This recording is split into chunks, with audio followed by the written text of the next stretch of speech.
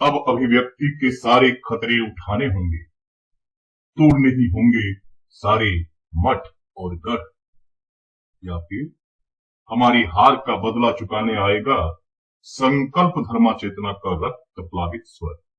हमारे ही हृदय का गुप्त स्वर्णाक्षर प्रकट होकर विकट हो जाएगा।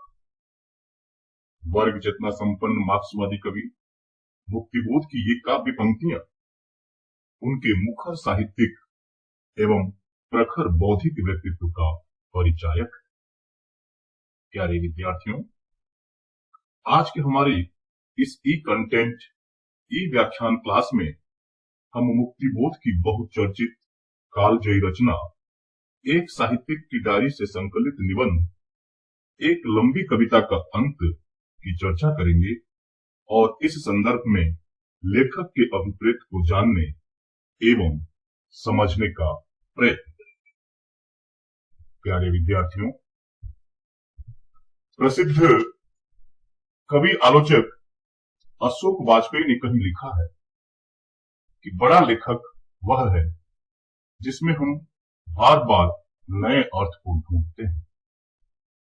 हिंदी साहित्य की प्रगतिशील काव्यधारा के अपराजय कलम के योद्धा गजानन माधव मुक्तिबोध ऐसे ही जन सरोकारों के कवि।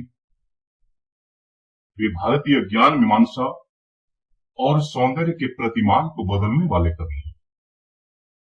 वे जितने बड़े कवि हैं उतने ही बड़े कथाकार वो आलोचक भी हैं। एक साहित्यिक की डायरी मुक्तिबोध की कालजयी रचना है जिसमें मुक्तिबोध का मुखर समीक्षक और प्रखर बौद्धिक व्यक्तित्व उभर कर सामने आया है। इसमें संग्रहित निबंधों के माध्यम से मुक्तिबोध ने साहित्य का सत्यान्वेषण किया है और आधुनिक सृजन समीक्षा को नए प्रतिमान दिए हैं। मुक्तिबोध की सृजन प्रक्रिया फैंटेसी शिल्प, अनुभूति भाषा आदि से संबंधित उनकी विचारशीलता एवं मान्यताओं के दर्शन इसमें होते हैं। एक लंबी कविता का अंत एक साहित्यिक की डायरी का दूसरा प्रकरण है जिसमें मुक्तिबोध ने अपनी कविताओं के आकार, स्वरूप और विस्तार के बारे में सविस्तार चर्चा की। इसी चर्चा के दौरान मुक्तिबोध ने जहां एक ओर प्रगतिशीलता, यथार्थवाद, कविता की रचना प्रक्रिया और आधुनिक साहित्यकारों की स्थिति, उनके स्वभाव और उनकी श्रेणियों आदि का विशद विवेचन किया है, वहीं दूसरी ओर उनके समकालीन साहित्यकारों, विचारकों और आधुनिकतावादी साहित्यकारों की स्थिति का भी निरूपण किया। साहित्य में संवेदनात्मक ज्ञान और ज्ञानात्मक संवेदना की बात करने वाले कवि मुक्तिबोध ने कवि कर्म को कभी भी शुद्ध कवि कर्म नहीं माना है, अपितु उसे गहरे सामाजिक सरोकारों से जोड़कर दिखा है। गहरे सामाजिक सरोकारों की काव्य अभिव्यक्ति के लिए उन्होंने जिस काव्य पद्धति को चुना है उसकी दुरूहता को लेकर वे स्वयं सशंकित रहे। उल्लेखनीय है कि मुक्तिबोध की कविताएं यथार्थ के भयावह परिदृश्य को उभारती हुई आकार में बड़ी हो जाया करती है। आकार की यही दीर्घता उनकी चिंता का प्रमुख कारण भी है। मुक्तिबोध लिखते हैं,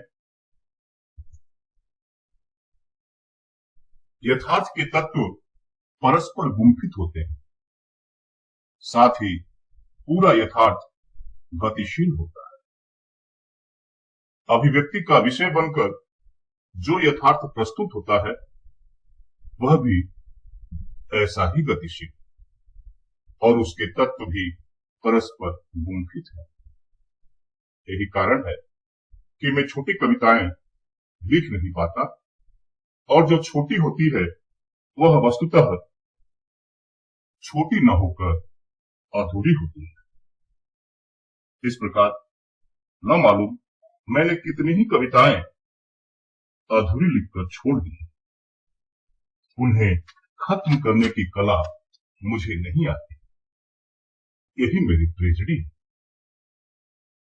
वस्तुतः मुक्तिबोध की चर्चित कविताओं में ऐसी अनेक कविताएं हैं जो आकार में बहुत बड़ी है। उनकी लंबी कविता अंधेरे में, जो हिंदी में क्लासिक कविता का दर्जा प्राप्त कर चुकी है, अपनी दीर्घता के लिए जानी जाती है। मुक्तिबोध को यह चिंता है और भय भी है कि हिंदी के आलोचक चूंकि कविता की दीर्घता को अच्छा नहीं मानते हैं, उन्होंने आलोच्य निबंध में कविता की रचना प्रक्रिया को अभिव्यक्त करने का प्रयास किया। उल्लेखनीय है कि यद्यपि कि कविता के लंबे पन से मुक्तिबोध चिंतित है, पर वे यह भी मानते हैं कि उसे काट छाट कर छोटा नहीं कर सकते, क्योंकि उन्हें कविता के अंत सत्वों का विकास और प्रसार कम है। लेकिन यह कविता भी कम नहीं है, उनके पीछे पड़ी है। लंबी हो गई किंतु समाप्त होने का नाम नहीं लेती, क्योंकि वह भावावेश की कविता न होकर जीवन के जटिल वास्तव की कविता है और यथार्थ के तत्व परस्पर ऐसे गुंफित है कि वे एक के बाद एक अभिव्यक्त होने के लिए क्रमबद्ध खड़े रहते हैं। यही वजह है कि मुक्तिबोध ने छोटी कविताएं बहुत कम लिखी है, और लिखी भी है तो अधूरी रह गई। उनके इस विवेचन से स्पष्ट हो जाता है कि मुक्तिबोध कविता में निरंतर परिष्कार करते रहते हैं, उसे एक आवेश में समाप्त नहीं करते। उनकी विचार समृद्धि और जीवन की जटिल अनुभूति उन्हें लंबी कविता के लिए बाध्य करती रहती। कविता की बात करते करते निबंध में मुक्तिबोध ने अपने समकालीन साहित्यकारों, संपादकों और कलाकारों की बखिया भी खूब उधेड़ी। युवकों, परंपरावादियों, बुजुर्गों, सत्ताधारियों और समाज संचालकों की भी उन्होंने जमकर आलोचना की है। ऐसे समाज में फिट होने के लिए उन्होंने शैतान से समझौता करने और गधे को भी काका कहने को आधुनिक समझदारी का तकाजा कहा है, क्योंकि यह स्पष्ट है कि बड़े बड़े आदर्शवादी आज रावण के यहां पानी भरते हैं और उसकी हां में हां मिलाते हैं, और जो व्यक्ति रावण के यहां पानी भरने से इनकार करता है, उसके बच्चे मारे मारे फिरते हैं। आज के समाज में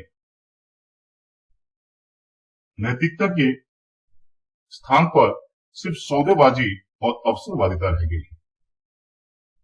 मुक्तिबोध की दृष्टि में यह सामूहिक पतन मुक्तिबोध की दृष्टि में यह सामूहिक पतन भारत के उच्चतर वर्गों और हमारे विश्वविद्यालय द्वारा राष्ट्रगत पश्चिमी साम्राज्यवादी विचारधाराओं के प्रचार के कारण हुआ है, और उसमें आधुनिक साहित्य ने भी कम योगदान नहीं किया। साहित्य जो अनुभूत वास्तव की अभिव्यक्ति है, आज आयातित विचारों का संवाहक बन गया। आज का साहित्यकार अपने अनुभूत यथार्थ की अभिव्यक्ति न करके किसी और के यथार्थ को व्यक्त कर रहा है। यहीं पर मुक्तिबोध ने साहित्यकार की ईमानदारी पर प्रश्न उठाया,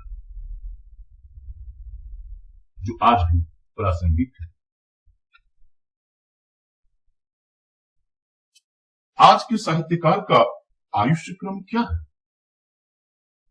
विद्यार्जन, डिग्री और इसी बीच साहित्यिक प्रयास, विवाह, घर, सोफा से एरिस्टोक्रेटिक लिविंग, महानों से व्यक्तिगत संपर्क, श्रेष्ठ प्रकाशकों द्वारा अपनी पुस्तकों का प्रकाशन, सरकारी पुरस्कार अथवा ऐसी ही कोई विशेष उपलब्धि और 40वें वर्ष के आसपास अमेरिका या रूस जाने की तैयारी।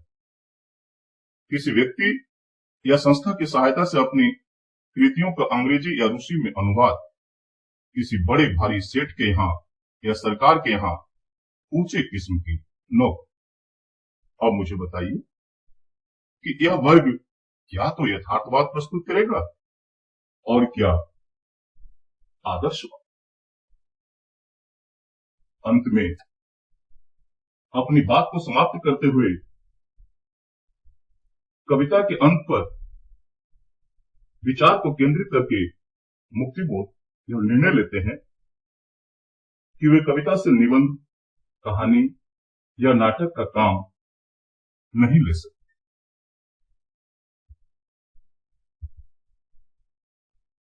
उनके वाक्य हैं, कविता कोई निबंध तो नहीं है कि जिससे लोगों को आज के हालात की जानकारी ना वह कोई नाटक है जिसमें पात्र प्रस्तुत होकर मूर्त रूप से जीवन यथार्थ उपस्थित करते हैं। कविता एक संगीत को छोड़ अन्य सब कलाओं से अधिक अमूर्त है।